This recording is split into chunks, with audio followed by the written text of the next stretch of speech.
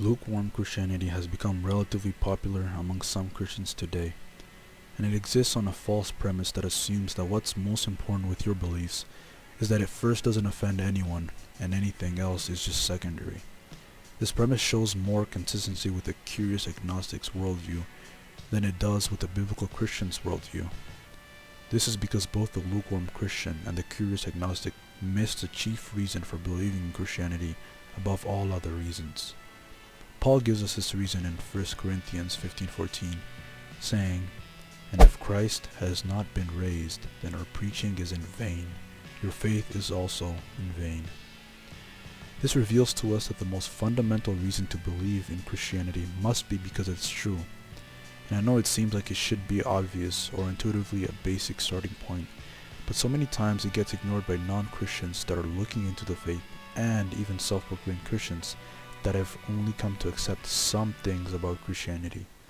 Sometimes someone may be interested in Christianity, but instead of asking themselves, is it true, they rather start out with a question like, does it work for me?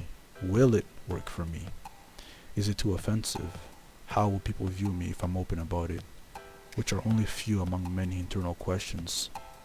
This is why so many progressive Christians have a theology that cherry picks what to believe and don't see a problem with it biblically or theologically. One anecdotal example was in a course that I took in university, and it was a class on Western religions, when we were exploring the concept of hell and its origins as pertaining to Christianity. Now, there were multiple Christians in that course, myself included, but when we were asked about the origins of hell, two classmates gave their answers first, both saying something along the lines of, "Hell was only made to scare people, and I'm a Christian and I believe in Jesus, but I don't believe hell exists." And you can see the issue that there is with this way of thinking. Both women called themselves Christians, but completely ignored what that means, even in its most basic sense. The word Christian itself means follower of Christ, and Jesus describes hell vividly in parables and direct warnings in the Gospels, and no other biblical figure, prophet, or apostle in the Old and the New Testament even comes close to warning about hell as often as Jesus graphically does. And all the followers of Christ should follow his every word, even the uncomfortable truths.